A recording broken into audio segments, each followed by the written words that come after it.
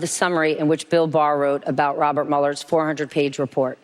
At this point, over 700 former federal prosecutors have signed on to a letter that said if Donald Trump was not the sitting president, he would be charged. Would you sign on to that letter? Under the rules, there's a regulation for the appointment of a special counsel. He is empowered and directed to make a report to the Attorney General, and the Attorney General is to make the final decision. He concluded that there had not been a Russian collusion, which was what the whole thing was about.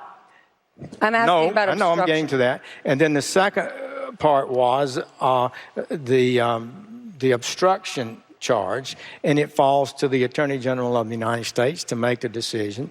The ball, what did Barr say? He's a grown 68 years old, says, it's my baby. I had to make the call. He made his call, and I respect the Attorney General. Without a doubt. But what I'm asking is these former federal prosecutors, some of which actually worked with both of you, have signed on to this letter to make the point if he were not the sitting president, studied all of this. He would be charged with obstruction. And I'm asking you, do you agree with them?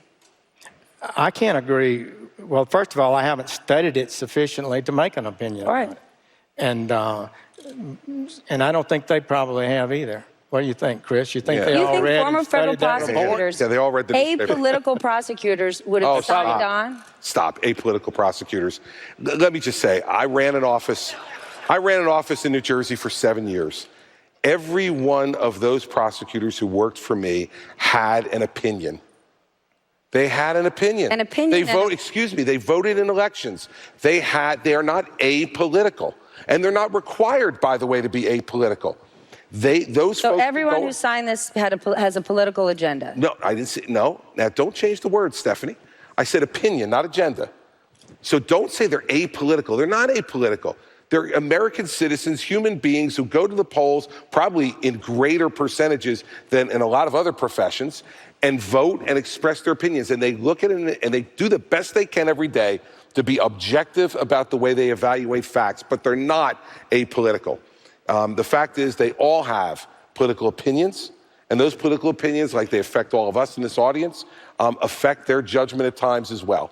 Now, I wouldn't sign on to that letter because I don't believe there's a crime of attempted obstruction. And now I've read the whole Mueller report. I don't profess to be an expert in it, but I've read through it once.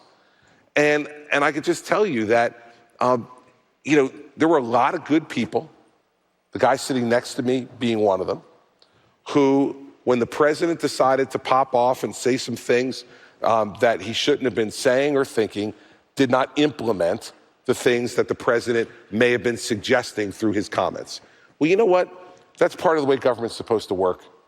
That's why you hire good people who have integrity. I've been an executive, for 8 years in the state. You hire good people around you, you try to, so that if you're having a bad day, if you're suggesting something that maybe isn't a smart idea, forget about a legal or illegal idea, not even a smart idea, that you have people who are strong enough and have enough integrity to put the brakes on it and then come to you later and go, yeah, I don't think so, not a great idea.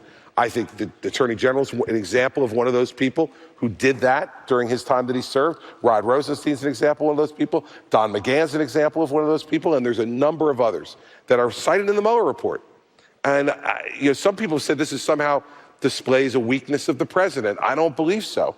I think this is the normal interaction that goes on within administrations where there is significant arguing, and especially in a high-level, high-pressure situation like this. So I wouldn't sign on to it because no one obstructed Bob Mueller. And you know who said no one obstructed Bob Mueller? Bob Mueller, who said that anything he ever asked for, he was permitted to do. Anything that he wanted, he was given. From a resource Bob Mueller was? Absolutely. From a resource perspective, he was never denied a subpoena of anyone that he asked for. He was never denied a search warrant of anybody that he asked for in terms of being authorized by the Justice Department to do it.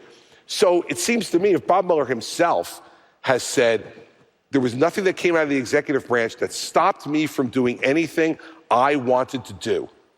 But he did say in the report that there was a number of information that was deleted, that was unavailable. The president didn't sit down on them. He didn't speak to Bob Mueller directly. So there was certainly more that he would have. But Bob Mueller never served a subpoena on the president. That was his choice. He could have subpoenaed the president. When the president said, I'll only answer questions in writing, he could have subpoenaed the president. He didn't. Then that was his judgment. Then what did you make of Bob Mueller writing the letter to Bill Barr, given that Bob Mueller is such a chain of command guy? And I've heard both of you say pretty exemplary things about him. Yeah, I think Bob Mueller's a great guy. That is the chain of command. Why would he write that letter? Because he was in the chain of command. He saw something that his superior was doing that he disagreed with. He didn't go public and have a press conference. He didn't pull a Jim Comey. What he did was he wrote a letter to the Attorney General of the United States expressing his concerns. That is chain of command. That is doing it the way it's supposed to be done. And I think Bob deserves great credit for having expressed himself in that way. And if he gets the opportunity to testify before Congress, I'm sure he'll do exactly the same thing. But that is chain of command, Stephanie. He didn't go outside of it. He didn't come and give you an interview. He didn't go and hold a big gaggle. He didn't do any of that stuff. The press got the letter. Well, that's fine, but that ultimately was the Justice Department's determination to give the letter, and Bill Barr released the letter. I want to ask about tax returns. As much as the president would like the tax return issue to go away, it's not. And now we're seeing Steve Mnuchin under a lot of criticism and pressure to release the president's taxes.